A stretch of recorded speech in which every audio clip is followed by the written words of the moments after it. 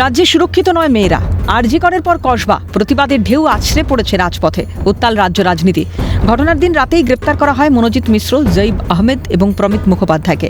পরে কলেজের নিরাপত্তারক্ষীকেও গ্রেপ্তার করে পুলিশ। নির্যাতিতার আইনজীবী মেঘনা আলমের কথায় অভিযুক্তদের উচ্চ থেকে উচ্চতর শাস্তি হওয়া উচিত। কারণ মনোজিৎ মিশ্রের মতো বহু ছেলেরাই দাপট দেখিয়ে ঘুরে বেড়াচ্ছে, রাত চালাচ্ছে কলেজে।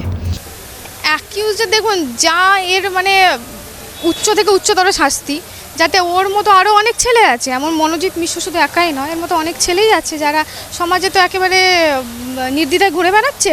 আপনি এটা আজকে কসবাতে হয়েছে, একটা আইনের ছাত্রী সে সাহস দেখিয়ে এফআইআর করেছে বলে। এরকম তো অনেক ছেলেপুলে আছে। আমি কোনো পার্টিকুলার পার্টি পলিটিক্স দলকে আমি টার্গেট করছি না। এখানে অনেক ছেলে আছে যারা নিজেকে এলাকার দাপুটে নেতা বলে বা কলেজের দাপুটে নেতা বলে বছরের পর বছর সে কলেজে পড়ে থাকছে। দেখতে পাবেন মনোজিৎ মিশ্রের মতো ছেলে শুধু এখানে কসবা ল কলেজে নেই, বহু কলেজে আছে। আরজি করের ঘটনার 10 মাসের মধ্যেই কসবার ল কলেজে গণধর্ষণের অভিযোগ। ঘটনার সামনে আসতেই যেন কাটা ঘায়ে নুনের ছিটে। মুখ খুলেছে কাদম্বিনীর পরিবার। তারা বলছেন, কাদম্বিনীর পরিবার যদি সুবিচার পেত তাহলে কসবা ল কলেজে এই ঘটনা ঘটত না।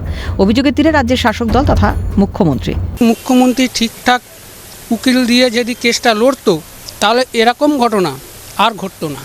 মুখ্যমন্ত্রী আমাদের কেসটা হালকাভাবে নিয়েছে, ধর্ষণ করে তারা আজ বাইরে ঘুরে বেড়াচ্ছে। তাই এখন সাধারণ মানুষ ভাবছে, যারা ধর্ষণ করবে তারা ভাবছে এরকম ধর্ষণ খুন তো করছে, তারা তো বাইরে ঘুরে বেড়াচ্ছে, তাহলে আমাদের করতে দোষ কী? পাশাপাশি সুর চড়িয়েছে বিরোধীরাও। শাসক দলের প্রশ্রয়ে তৃণমূলের অপরাধীরা দাপিয়ে বেড়াচ্ছে। এরা তৃণমূলের সম্পদ, খোঁচা বাম নেতা সুজন চক্রবর্তীর। শাসক দলের প্রশ্রয়ে তৃণমূলের অপরাধীরা দাপিয়ে বেড়াচ্ছে। মনোজিৎ মিশ্র একজন না, পশ্চিমবাংলার জায়গায় জায়গায় কলেজে এরকম মনোজিৎ মিশ্র এবং গণ বাহিনী পাবেন। আর এদের সবার মাথায় তৃণমূল, এরা তৃণমূলের সম্পদ। অন্যদিকে তৃণমূল বিধায়ক সায়ন্তিকা বন্দ্যোপাধ্যায় বলেন, ইতিমধ্যে বিধানসভায় পাশ করানো হয়েছে অপরাজিতা বিল। কেন্দ্র সবুজ সংকেত দিলেই আইনে পরিণত হবে। অভিযোগ প্রমাণ হলে অভিযুক্তরা কঠোরতম শাস্তি পাবে।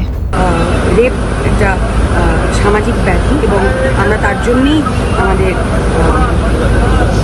অপরাজিতা বিল আমাদের বিধানসভায় পাস করানো হয়েছে। আমরা অপেক্ষায় রয়েছি যে সেন্ট্রাল থেকে মাননীয় প্রেসিডেন্টের কাছ থেকে সেটা অ্যাপ্রুভ হয়ে এলেই সেটা আমরা আইনে পরিণত করতে পারবো। এবং এই ধরনের যখনই কোনো ঘটনা ঘটবে, যখন শাস্তিটা সর্বোচ্চ স্তরে যাবে, তখনই এই জিনিসটা আমার মনে হয় আটকানো যাবে। মনোজিতের বিরুদ্ধে এর আগে উঠেছিল একাধিক অভিযোগ।